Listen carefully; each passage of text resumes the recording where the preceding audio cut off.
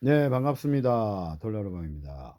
오늘 이 시간에는 그 부처님이 보리수나무에서 깨칠 때 새벽별을 보고 깨쳤는데 그 깨치는 방법하고 그 회광반조에 대해서 첫째 설명을 하고, 두 번째는 스님이 덕산 스님이 있습니다. 금강경을 엄청 이제 완전 금강경을 엄청 공부한 스님이 용담 스님을 찾아가서 그 법에 대해서 대화를, 서로 법을 나누고 있을 때 어떻게 해서 덕산 스님이 깨치게 됐는가에 대해서 설명하고, 그리고 이 견성을 모르면 부처님 법은 머리로 많이 알고 몇십 년을 공부한다 해도 견성을 체험을 못하면 더 이상의 공부는 발전이 없다, 깨친 바가 없다, 깨칠 수가 없다는 말씀 세 가지를 말씀드리겠습니다. 첫째, 부처님이 깨치는 경우는 어느 정도 경지가 돼 있을 때 마지막에 한 일관 하나를 꿰뚫어야 됩니다. 이게 견성입니다. 견성 일관 하나를 꿰뚫는 하나를 꿰뚫는 요 구슬도 이렇게 하나로 엮어야 제 기능을 하듯, 아무리 좋은 경지라도 아무리 수행을 많이 했더라도 마지막에 자기의 본래 면목을 한번 봐야 됩니다. 그래야 모든 것이 만법이 하나로 돌아가게 되어 있습니다.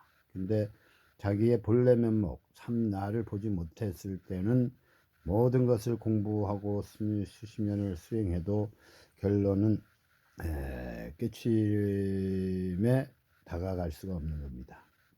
그래서 회광반조가 뭐냐, 빛이 우리는 보통 대상을 볼 때 밖으로만 향하게 되어 있습니다. 대상을 볼 때 이 밖으로만 향하는 이 빛이 사실은 한번 되돌아와야 됩니다. 이게 회광반조. 그래서 반조가 이루어지게 되어 있습니다. 견성이, 그래서 부처님이 보리수나무에서 새벽별을 딱 보고 눈을 떠서 새벽별을 딱 볼 때 전체를 관망하게 됩니다. 그럴 때 자기의 본래 면목, 자기의 참된 참된 자기 자신이 발견하게 되는 것입니다. 이게 회광반조이고 그리고 전체를 통으로 비추어지는 이거를 봐야 됩니다. 이게 견성입니다. 두 번째는 덕산 스님이 금강경을 완전히 암송하고 다녔는데 이번엔 아직 깨치지를 못한 분입니다. 그래서 머리로 많이 안다고 사실은 깨달음하고 같냐, 그렇지 않습니다. 그게 하늘과 땅 차이입니다. 용담 스님한테 찾아갔습니다. 용담 스님은 깨친 분입니다. 그래서 덕산 스님이 찾아가서 법에 대해서 많이 얘기하다가 마지막에 저녁 늦게까지 얘기하다가 어두워졌습니다. 그래서 덕산 스님이 쉬러 밖으로 나가는데 캄캄했죠. 그때 이제 덕산 스님이, 스님 밖에 어두워서 어둡네요 하니까 용담 스님이 촛불을 줍니다. 불을 딱 켜서 줍니다. 그래서 덕산 스님이 딱 받아들고 탁 나가려고 할 때, 잡고 나가려고 할 때 용담 스님이 쿡 불어봅니다.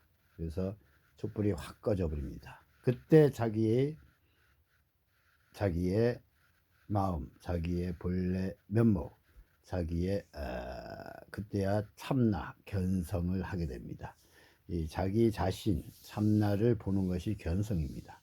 그래서 머리하고는 공부는 머리로 하는 것이 아니다, 이거를 일깨워주고, 어떻게 되냐면 사실은 여기 보고 있는 이 영, 영이 빛을 발하다가 자기 자신을 탁 보게 됩니다. 덕산 스님이 용담 스님 앞에서 촛불을 확 꺼버리니까, 대상만 보다가 꺼버리니까 전체를 관하는, 그 통으로 관하는, 통으로 비침, 이것을 통해서 자기의 참나를 보게 되는 것입니다. 이때 깨쳤다는 말씀이 나옵니다.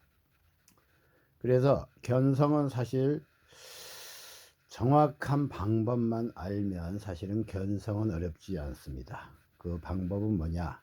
뭐 손가락을 사용해도 됩니다. 손가락으로 이런 식으로 가리키다가 뭐가 보이는가를 탁 가리키다가 반대로 팍 돌리면 자기의 본래 면목 자리를 보게 됩니다. 이게 사실은 초견성입니다.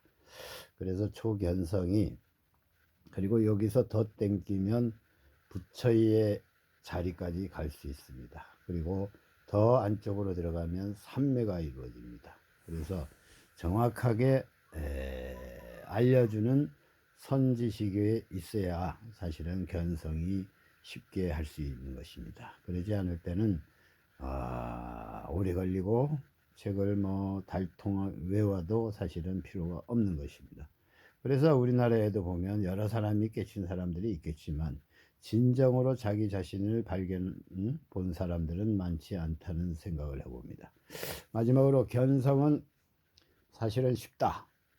사실은 눈 밝은 선지식만 찾으면 누구나가 쉽게 초견성은 할 수 있다 라는 말씀을 드리고, 사실은 이 방법 중에 하나가 회광반조이다.